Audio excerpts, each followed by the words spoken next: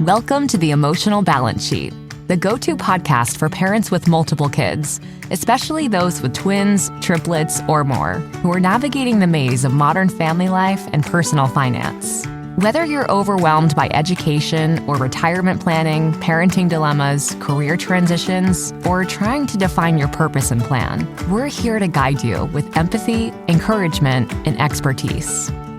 Hosted by Paul Fenner, founder of Tama Capital, a certified financial planner and parent to 4 kids, including a set of triplets. Our podcast is your ally in the quest for financial peace of mind, proving that money matters, but family comes first. Subscribe now and join our community of empowered parents at tamacapital.com. This podcast is for informational purposes only and should not be relied upon for investment decisions. Clients of Tama may retain positions in the securities discussed in this podcast. What does comprehensive financial planning even mean? At Tama Capital, it means a family office where lifestyle planning such as retirement, college, portfolio management, and tax prep and planning are all under one umbrella. But it goes beyond numbers. We focus as much on the emotional side of financial planning as we do on the financial side. We get you. We understand your challenges of building a family, business or career, and a healthy life. We are devoted to wealth planning for families like yours because we are you.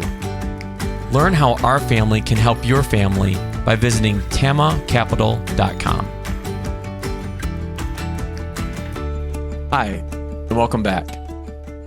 In this amazing world, in this day and age, with all the data that surrounds us, I found that there's 2 and only 2 incredible pieces of data that can tell me a lot about you and what you do. The first piece of data is your checking account, or maybe your credit card statement. And the second piece of data is your calendar. Let's start with the first, your checking or your credit card statement. What does that tell me? It tells me what you value from a financial perspective. Are you spending it on vacations? Are you spending it on Amazon? Are you spending it on kids' athletic events? Whatever it is that you're spending on, as I often tell people and joke when I'm meeting with families for the first time, I'm not Jesus. I do not judge.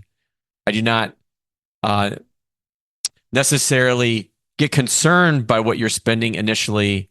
What I'm most concerned about is finding out why you're spending on that and diving deep into that. So you can be spending all your money on vacations. And if that aligns to your purpose of spending time with your spouse or partner or your kids, whatever it may be, spending a lot of money on travel, baseball or soccer or hockey, whatever the sport, it doesn't matter as long as it aligns to what you really want to do. And then what part of my job is as an advisor is to create that harmony between your financial life and your emotional life. And I think where people get into the most amount of trouble is when they want to do it all. And I often tell my wife, Teresa, we can do most things in life, but we can't do everything. We can do most things in life, but we can't do anything or everything. If she I think she gets to the point where she almost hates it when I say that because she knows she knows it's coming. Because my next question is, well, how does this spend align to what we really want to do? So my insight, my look at what you're spending on tells me a lot about who you are and what you put value in. So that's from a financial perspective. The second piece of information, your calendar. That tells me what you value from a time perspective. I love what I do. The families I work with know that. My wife knows that. My triplets plus one know that. I hope that when they look at how hard I work and how hard I try to support the Tama families, they get that. They don't necessarily always agree with it, but they know that that's, besides supporting them, because they are my first family, besides supporting them, they see how much I love and value and the meaning I get out of working with so many different families and helping them to achieve their purpose and objectives with their lives. So when I'm looking at your calendar, am I seeing all work, no play?